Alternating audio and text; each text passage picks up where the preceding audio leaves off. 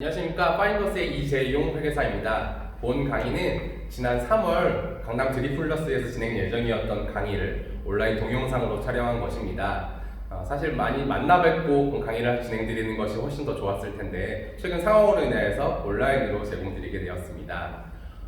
저희도 처음 진행하는 온라인 촬영이라서 좀 미흡한 점이 많을 텐데요. 많이 양해를 부탁드리도록 하겠습니다. 그럼 스타트업을 위한 BEP 제대로 개선하기 이제 시작하겠습니다.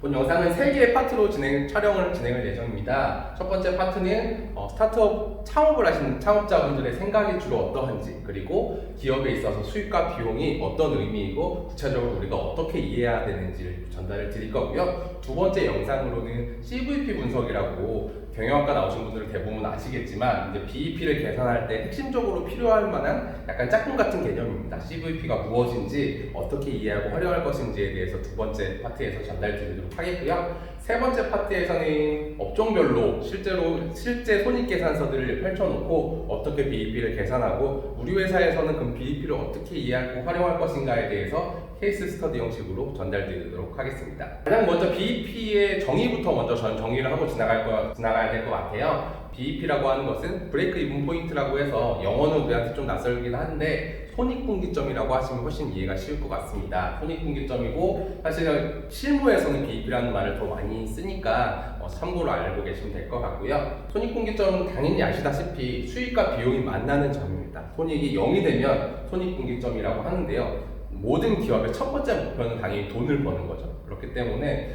BEP를 넘기는 것이 모든 기업에게는 특히 중요하긴 한데 특히 스타트업에게는 BEP가 더 중요한 이유가 여러 가지가 있습니다. 첫 번째는 BEP를 넘어야 생존이 가능해요. 스타트업은 지금 당장 성장은 뒷전이고 생존이 가장 중요하지 않습니까? BEP를 넘는 순간 일단 자체 자금으로 어느 정도 생존이 가능하기 때문에 BEP가 넘는 게 일단 1차적으로 굉장히 중요하고요. 그리고 BEP가 넘는 순간 투자자들은 엄청 투자를 하고 싶어요. 왜? 내 돈이 필요하지 않대. 내 돈이 없이 자생이 가능하네? 그러면 돈을 넣고 싶은 것이 투자자들의 마음입니다. 투자를 받을 때도 스타트업인데 BEP를 넘고 있다라고 한다면 더 높은 가치를 받을 수 있고 더 빨리 자금을 받을 수도 있습니다. 그렇기 때문에 BEP를 넘는 게 굉장히 중요하고 또 돈을 잘 받고 생존도 잘하게 되면 성장 가능성도 높아지죠. 당장 하루하루 먹고 사는 걱정보다는 앞으로 더 미래에 더 큰 방향성을 가지고 성장할 수 있기 때문에 성장 가능성도 높아집니다.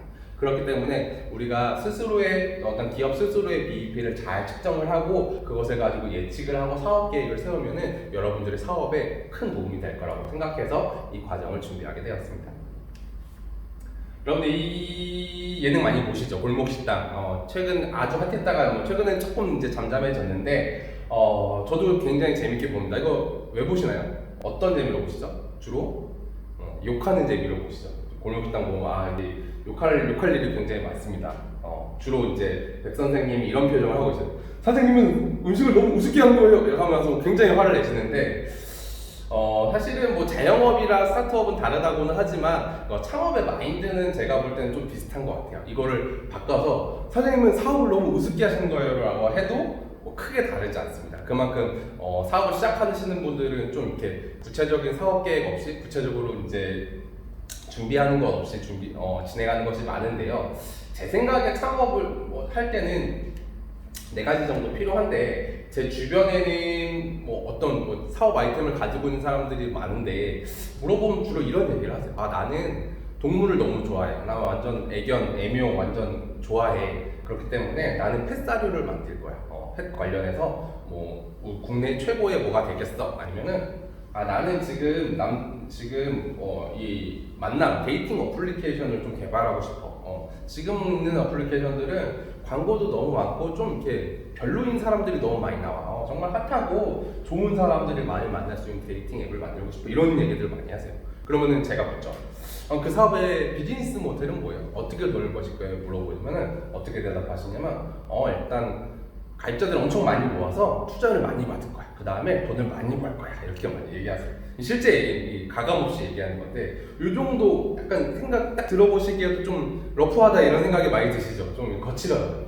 그래서 제가 볼 때는 이 정도는 준비를 해야 사업을 이제 시작할 수 있지 않을까라고 생각을 하는데 4단계가 있습니다. 여기까지는 하세요. 아, 아이디어가 떠올랐어. 내가 좋아하는 것, 내가 사랑하는 것은 다른 사람도 사랑할 거야 하면서 이제 수요를 예측하고 상품을 출시를 계획을 합니다. 근데 문제는 여기서 지금 사업을 해요. 갑자기 어플을 만들어. 여기서 왔는데 어플을 갑자기 만들어.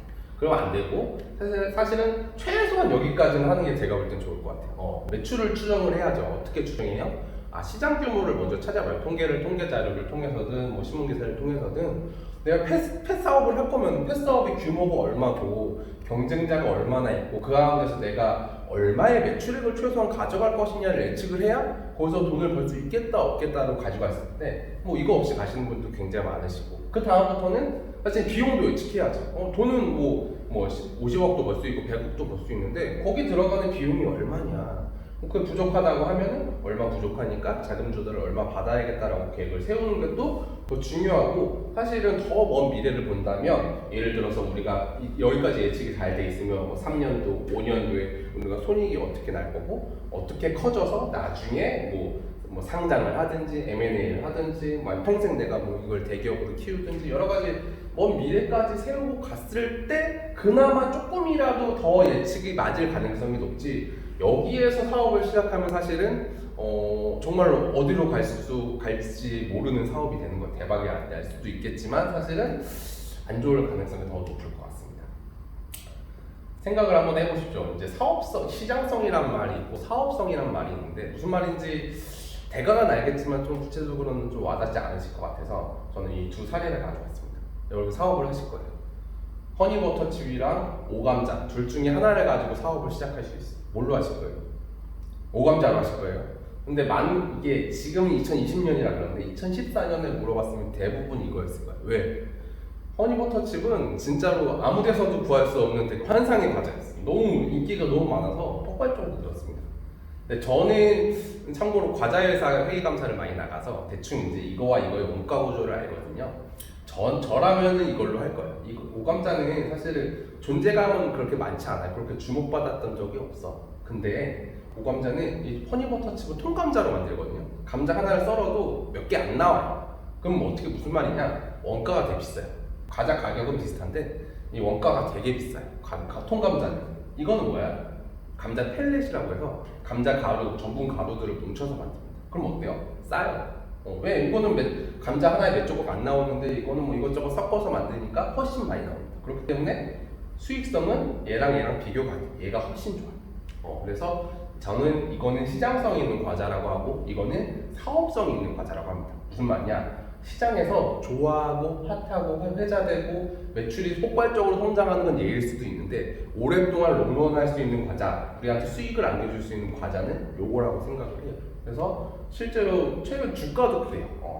이 허니버터를 만드는 혜태제가 물론 그것 때문에 그런 것은 아닙니다만 혜태제가는 뭐 상장한 이래 반등한 적이 별로 없어요. 계속 이제 내리막길을 걷고 있고 오리오는 약간의 플럭테이션이 있긴 하지만 계속 이제 올라가는 추세에 있는 게 오리오입니다. 뭐 그런 이유는 아니지만 어쨌든 시장성과 사업성은 중요한 개념이긴 한데 우리가 반짝 아이디어가 떠서 사업을 한다라고 해도 핫할 수는 있어요. 왜? 시장성은 있으니까. 하지만 사업성이 없어서 조금 어려워지는 경우도 이렇게 어려워지는 경우도 있다는 거 감안하고 보시면 될 것 같습니다. 그 다음 말씀드릴 건 이제 수익의 이해인데요. 우리가 BEP를 계산하려면 수익이 어떻게 생겼고 비용이 어떻게 생겼는지를 이해하는 게 굉장히 중요하겠죠. 그래서 수익에 대해 조금 더 말씀드리도록 하겠습니다. 돈을 벌려고 하면은 이제 처음에 창업을 하고 그러면 제가 만약에 창업자를 만나게 되면 이렇게 말씀을 드립니다. 그러면은 5개년도 사업 계획 한번 가져와 보세요. 그러면 이렇게 그려오시는 분들 많으세요. 저희는 매출액이 5억, 10억, 20억 이렇게 2배씩 뛸 거예요. 아주 낙관적인 기대긴 한데 조금 이상하죠. 왜? 너무 뭐가 없어. 이게 뭐예요? 라고 하면 조금 더 자세하게 할 수 없어요? 라고 하면 이제 한 단계 발전할 수 있죠. 어떻게? 저는 분류별로 나왔습니다. 강아지와 고양이. 훨씬 자세해졌어.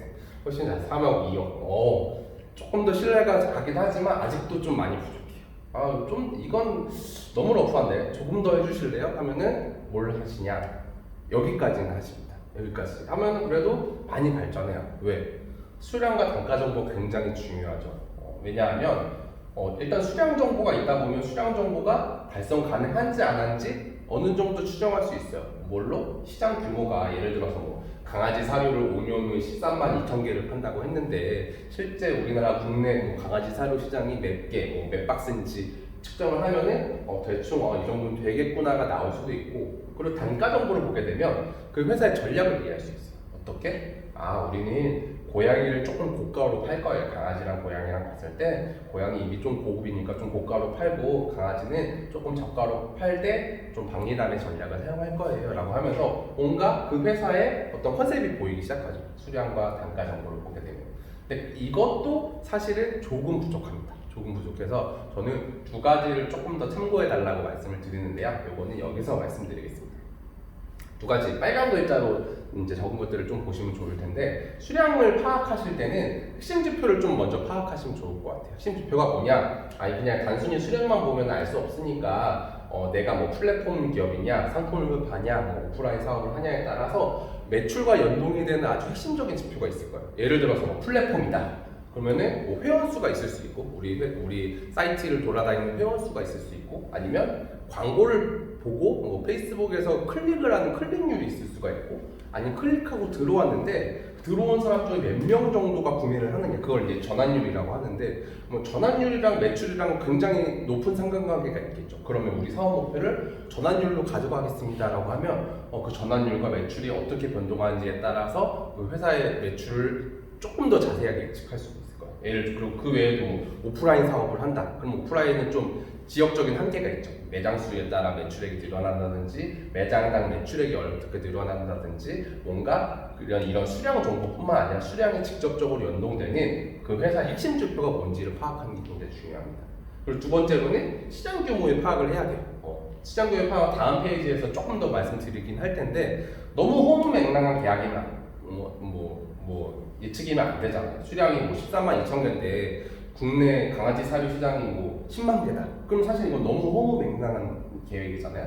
너무 허무맹랑한 계획이 안 되기 위해서는 시장 규모를 뭐 인터넷을 통해 뭐 통계 자료나 뭐 구글이나 여러 가지 것들을 통해서 시장 규모를 파악을 하셔야 됩니다. 그 다음에 단가, 목표 단가를 잘 정해 주셔야 돼요. 컨셉을 장아요. 이도저도 아닌 거 말고, 제가 볼 때는 우리의 롤모델은 아마존인가요? 애플인가요? 이렇게 한번 질문을 드려봤으면 좋겠어요. 예를 들면 우리는 애플이에요. 마진, 최고의 마진을 가지고 수량은 좀 뭐 적게 팔더라도 마진으로 장사를 할 거예요 라고 하시면 애플인 거고, 우리의 가치는 고객에게 있습니다.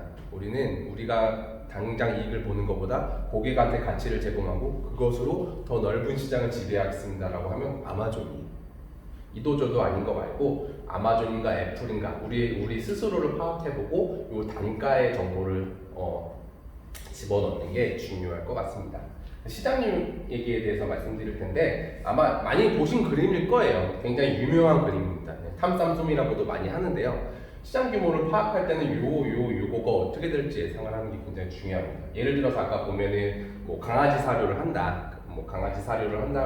사료 시장 전체를 봤을 때 펫사료가 예를 들어서 뭐 전체 100억이다. 1년에 우리나라에서 팔리는 펫사료가 100억이다 라고 하면은 이 SAM이라고 하는 유효 시장이 100억이라고 적용됩니다. 즉 우리 서비스로 100% 점유율을 달성하면 SAM은 100억이다. 근데 봤더니 경쟁사가 한 10개 돼서 나눠봤더니 한 회사 하나당 한 10% 정도 먹을 수 있을 것 같아. 그러면 우리가 시장에 진입해서 열심히 싸우면은 10%, 그러니까 100억의 10%는 10% 정도는 먹을 수 있을 것 같아. 라고 하면은 그거는 우리는 수익 시장이, 내지는 생존 시장이 10억입니다. 라고 할 수 있어요. 그러면 결국 우리 사업 계획을 세울 때는 요거를 기반으로 처음에 시작을 해야겠지. 처음에 일단 열심히 해서 일단 솜이 10억이니까 10억까지 달성을 하고요. 그 다음에 100억까지는 열심히 이제 해서 경쟁사랑 이겨서 100억을 달성하고요. 그럼 100억 달성하면 뭐예요?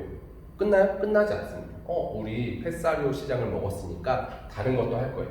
의류, 아니면 병원, 아니면 헤어, 여러 가지 사업이 있겠죠. 펫과 관련된 여러 가지 인접 시장을 정복을 해 나갈 거예요라고 하면은 그걸 이제 탐이라고 하고 전체 시장이라고 합니다. 이런 것들을 봤을 때 최초, 한 중간, 미래까지 예측을 하기 위해서는 시장을 잘 이해해야 된다는 것도 참고로 이해하시면 될 것 같습니다.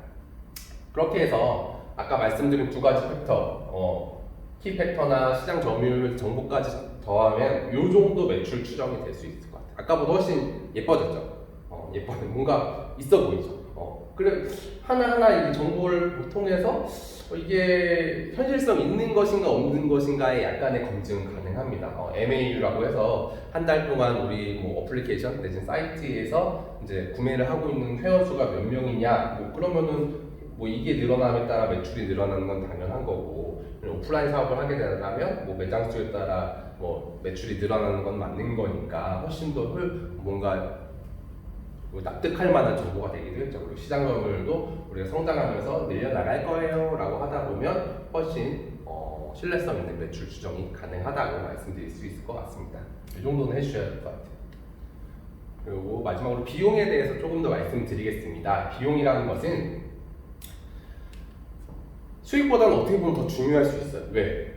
수익은 어찌 보면 외부 변수가 많습니다. 내가 열심히 상을 차려놔도 아무도 먹지 않으면 사실은 매출이 일어나진 않는데요. 비용 같은 경우는 우리가 거의 대부분 컨트롤 가능한 비용들이 많죠. 우리가 예측을 하고 쓰냐 안 쓰냐, 비용을 쓰냐 안 쓰냐는 내 판단이야. 수익을 물건 내 걸 사주냐 안 사주냐는 고객의 판단인데 비용을 쓰냐 안 쓰냐는 내 판단이기 때문에 비용을 잘 이해하고 통제하는 것이 사실은 사업에 있어서 굉장히 중요할 텐데요. 비용의 예를 들면 주로 이런 것들이 있을 것 같아요. 스타트업을 한다, 뭔가 햇사료를 하든 데이팅 어플을 만드는 한다라고 하면 크게 보면 이 정도 비용이 있을 것 같아요.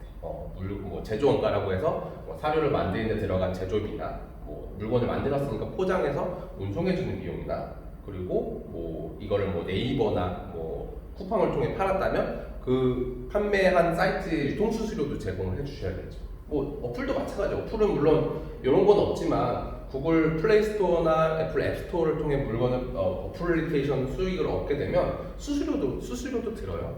수수료가 30% 들죠. 이런 것들을 우리는 뭐라고 해요? 변동비라고 합니다. 왜?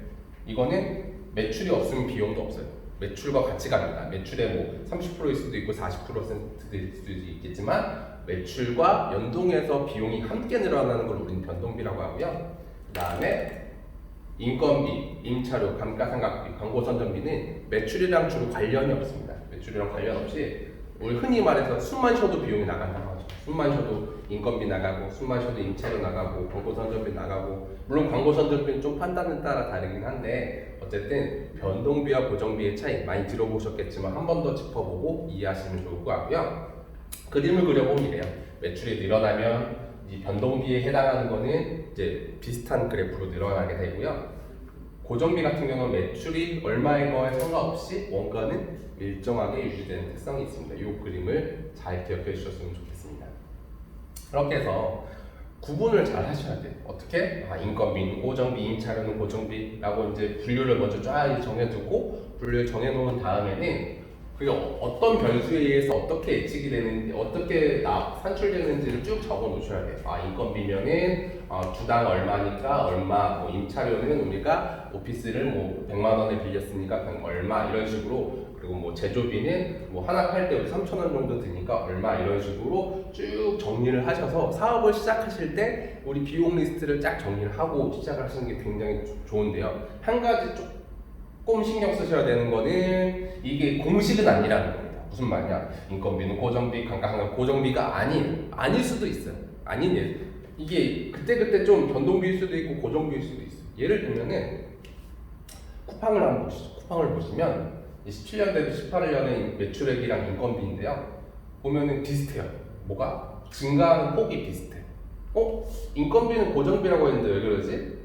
쿠팡 같은 경우는 인건비가 대부분 쿠팡맨, 우리가 매일 만나는 쿠팡맨들의 인건비인 경우가 많은데요. 쿠팡맨을 많이 고용해야 매출을 많이 일으킬 수 있어. 왜? 배달 족족 이제 매출액이 되니까. 그러다 보니까 매출액이랑 인건비랑 비슷하게 늘어납니다. 그러면 이 회사 입장에서 인건비를 고정비라고 할 수 있을까요? 사실상 변동비랑 비슷해요. 매출 늘어나는 거랑 인건비랑 비슷하니까 그럼 쿠팡은 인건비가 변동비일 수도 있겠네. 쏘카도 한번 보시면 감가상각비도 고정비라고 했는데 근데 보시면 매출액이 늘어나는 것보다 감가상각비 늘어나는 게 더 많아요. 왜? 쏘카도 차가 많아야 매출을 일으킬 수 있어요. 차 한 대로 벌 수 있는 건 한계가 있어요. 그렇기 때문에 차를 계속 늘려나가는 게 이 회사의 과제고 차가 늘면 늘수록 매출액이 늘어납니다. 그렇기 때문에 얘도 비슷해요. 감가상각비도 쏘카 입장에서 변동비일 수도 있고, 또 블랭크 코퍼레이션이라고 들어보셨나요? 뭐 안 들어보셨을 수도 있는데 최근 핫한 이제 미디어 커머스 기업이죠. 막 뭐 마약 베개, 뭐 무슨 무슨 필터, 뭐 샤워기 뭐 이런 페이스북이나 SNS 돌아다니는 많이 광고가 뜨는데요. 그런 데는 이제 광고를 클릭하고 구매를 하면은 광고비를 지출해야 되는 회사들이에요. 물건을 팔긴 팔는데 광고비가 같이 늘어요. 왜? 여기는 매출 건당 뭐 SNS나 광고 채널을 통해 광고가 많이 나가기 때문에 아까는 광고 선전비는 그냥 의사결정에서 이제 돈이 나가는 고정비라고 생각했는데 이런 회사 같은 경우는 매출이 느는 것만큼 광고도 같이 늘어납니다. 그렇기 때문에 여기도 의사결정할 때는 광고를 변동비로 봐야 될 가능성이 높습니다. 이런 것처럼 우리가 일반적으로 생각했던 고정비 항목들도 사업의 특성에 따라 변동비일 수도 있다는 거, 이건 참고로 기억하시면 좋을 것 같습니다. 이렇게 해서 첫 번째 파트의 내용이 끝났는데요. 정리 및 요약을 해드리면 그렇습니다. 제가 골목식당을 처음에 보여드린 이유는 그 골목식당이 그 유명했던 그 식당이 우리가 될 수 있습니다. 왜? 충분히 준비하지 않고 예측하고 하지 않으면 우리도 다른 사람들한테 손가락질 받는 회사가 될 수도 있거든요. 그렇기 때문에 정말로 구체적인 사업 계획, 숫자로 보여주는 사업 계획이 필요하고요. 그리고 수익은 매출과 연동되는 키팩터를 찾는 게 중요해요. 그냥 단순히 수량 단가만 넣는 게 아니라 정말로 우리 사업에 가장 큰 영향을 미치는 키팩터가 뭔지 찾고 시장 규모를 함께 고려해야 허무맹랑한 수익 계획이 되지 않습니다. 그리고 마지막으로 비용 같은 경우는 전체 비용을 꼼꼼하게 써서 추정을 해야 되고 변동비랑 고정비를 정확하게 분류하고 자세하게 그려봐야 나중에 사업이 진행됐을 때 우리 예측과 실제가 얼마가 달랐는지를 보고 분석이 가능합니다. 그렇기 때문에 수익과 비용을 정확하게 브레이크다운해서 봐야 된다는 사실을 잘 기억해 주셨으면 좋겠습니다. 여기까지 하고 다음 CVP 강의 진행하도록 하겠습니다.